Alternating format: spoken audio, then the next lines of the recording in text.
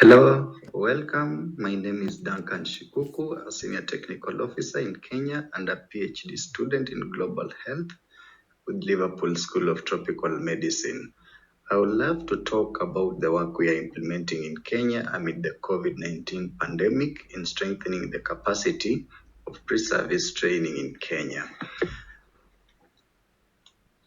This is part of the 4-year program funded by the Foreign Commonwealth and Development Office that started in April 2019, whose main goal is to promote and support sustainable strategies to reduce maternal and perinatal mortality and morbidity in Kenya.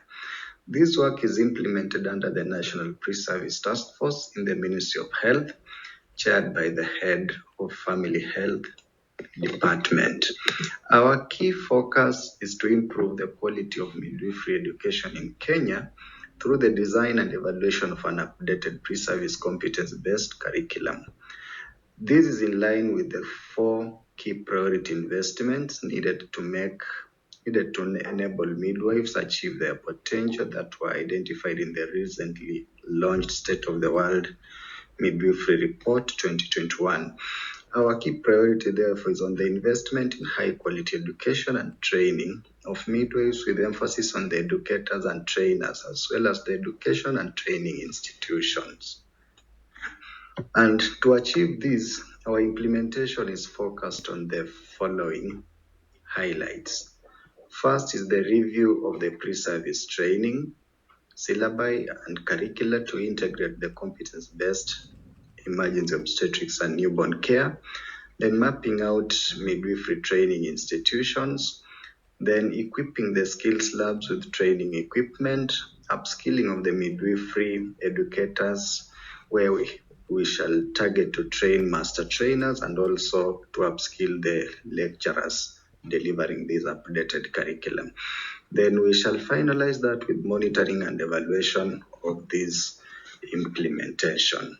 So I'll briefly speak about this in the next section, where we are starting with the review of diploma, midwifery, and clinical medicine programs. Key to note is that we used a blended approach where initially we had our face-to-face reviews, but then adapted and switched to the virtual reviews with the experts following the COVID-19 incoming. Then we reviewed and updated the 4 midwifery-related training syllabi and 3 clinical medicine, including the post-basic midwifery and reproductive health syllabi, which were due for review. These reviews, it's important to mention that the reviews are focused on the training guidelines, assessment tools, training logbooks to capture the key skills and competencies expected, as well as the examination setting guidelines. And moving on to the next one, we also mapped out the KMTC training institutions across the country, where as we know, KMTC is responsible for over 80% of the health workforce in Kenya hospitals. So we mapped out the training hubs referred to as centers of excellence, which were replenished or equipped with Emoc training kits. These are the centers where the training of the midwifery and clinical medicine lecturers are being conducted. And the program procured Emoc training equipment for the pre-service training institutions, skills laboratories. These were handed over to the KMTC headquarters by the Ministry of Health, chair of the pre-service task force, in one of the ceremonies that were attended by the pre-service task force members, including the regulators, that is the Nursing Council of Kenya, and the Clinical Officers Council. This was followed by the delivery of the training equipment to the training institutions, and we are happy that students are already using this equipment to train and practice their clinical emergency obstetrics and newborn care skills. With this, we are assured of a competent, skilled health personnel joining the service delivery soon after graduation.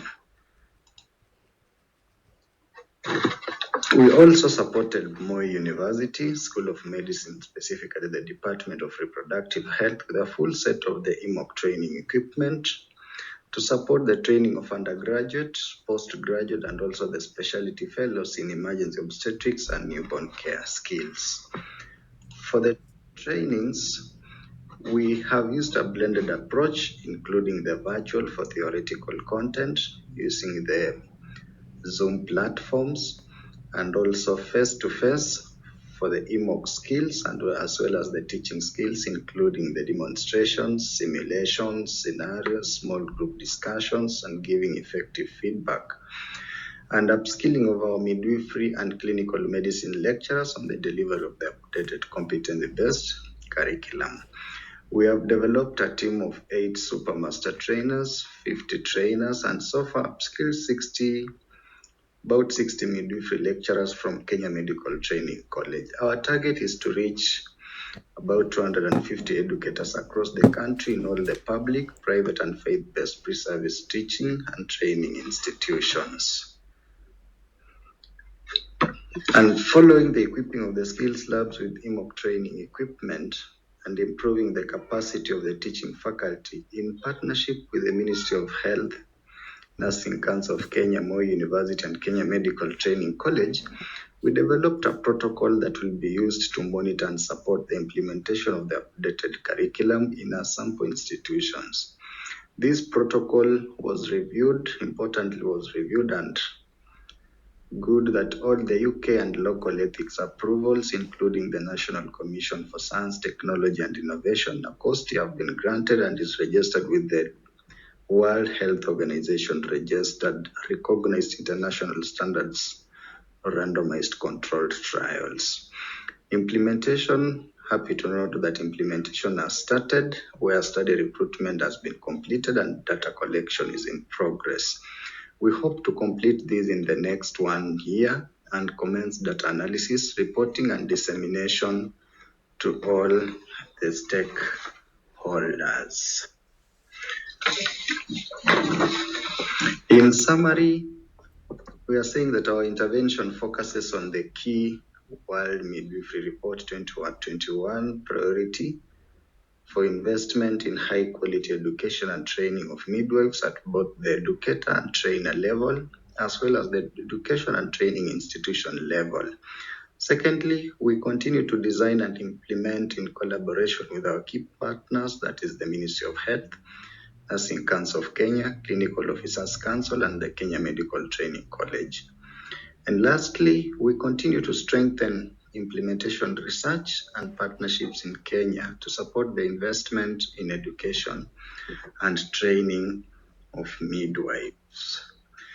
We would like to acknowledge our funder, that is the United Kingdom Foreign, Commonwealth and Development Office, our implementing institution, Kenya Medical Training College, our midwifery and clinical officers regulators, that is the Nursing Council of Kenya and the Clinical Officers Council, and the Ministry of Health through the Pre-Service Task Force for the exemplary support and progress to this far.